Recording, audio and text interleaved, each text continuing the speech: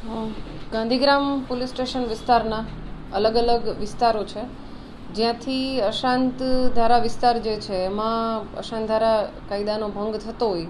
તેવી રજૂઆતો મળેલી હતી અને એ બાબતને ધ્યાનમાં રાખી ગાંધીગ્રામ પોલીસ સ્ટેશનની ટીમ બનાવવામાં આવી હતી પીએસઆઈ અને એની સાથેના કર્મચારીઓ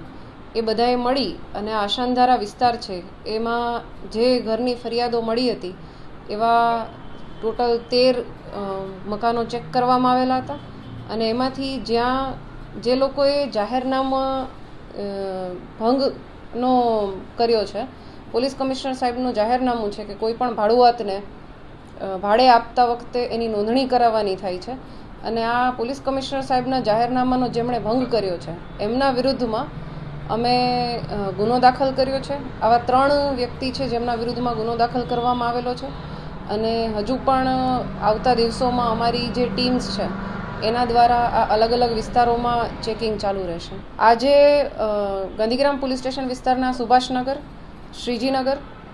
અલકાપુરી, વિમાનગર, ધ્રુવનગર આવા અલગ અલગ વિસ્તારોમાં ચેકિંગ કરવામાં આવેલું હતું